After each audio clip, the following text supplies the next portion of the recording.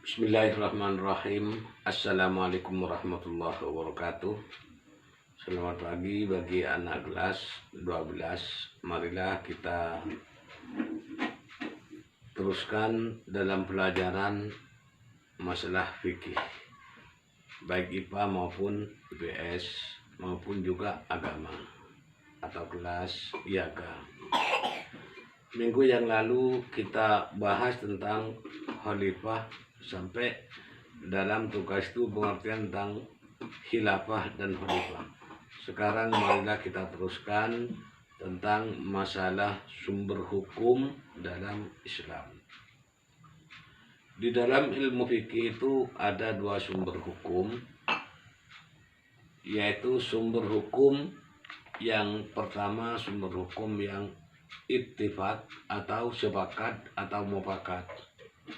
Sumber hukum yang nomor dua adalah hukum yang ikhtilaf atau berbeda.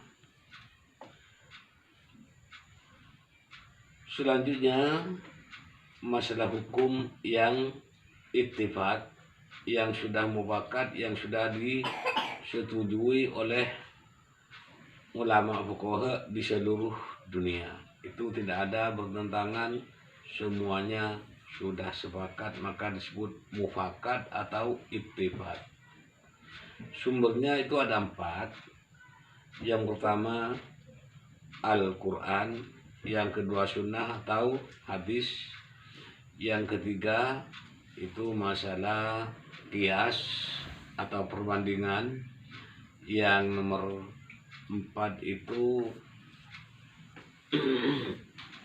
yaitu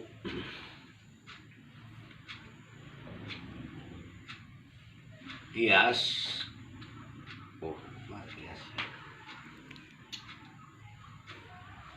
Yaitu qiyas. Yang berikutnya, yang terakhir itu ijma atau sepakat ulama. Jadi sumber hukum Islam yang 4 itu yang menjadi sumber yang sudah mufakat di seluruh dunia bagi umat Islam. Itulah yang menjadi sumber yang sudah sepakat. Maka dalam hukum Islam itu disebut hukum ittifaq karena sudah disepakati oleh semua ulama di seluruh dunia tentang masalah hukum Islam. Yang kedua yaitu sumber hukum yang namanya sumber hukum yang ikhtilaf atau berbeda. Di dalam sumber hukum yang berbeda inilah yang banyak masalah yang sampai karena beberapa hukum yang selalu ikhtilaf, yang selalu berbeda, akhirnya dari umat Islam itu sendiri beda-beda pendapat semuanya. Akhirnya timbullah masalah perbedaan hukum, perbedaan sepakat, perbedaan segala-galanya. Sampai dalam Islam itu banyak yang tumbuh masalah organisasi yang berbeda hukum. Sejak dulu pada zaman Nabi sampai zaman sahabat itu Islam sampai berpecah menjadi 73 Islam. Itulah Islam semuanya tapi berbeda pendapat karena ikhtilaf namanya. Karena hukum yang ikhtilaf ini masalahnya ketidaksepakatan tentang hukum, akhirnya berbeda-beda semuanya tentang hukum. Indonesia pun banyak yang sering berbeda pendapat dalam masalah hukum tersebut. Akhirnya timbullah juga organisasi yang berbagai macam hal dengan hukum yang tidak sama.